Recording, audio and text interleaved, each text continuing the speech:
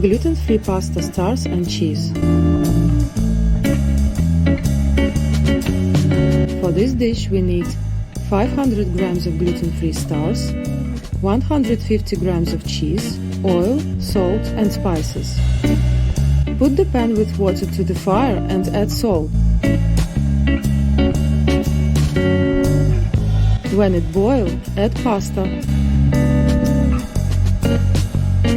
Mix all.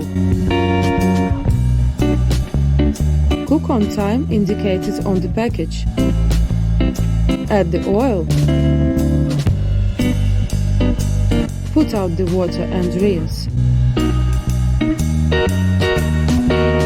Add the oil.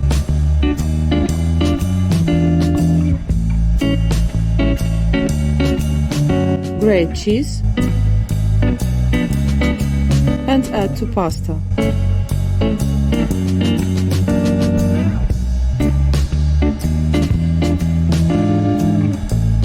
Put the layer of cheese on the top. Enjoy it! Bon appétit!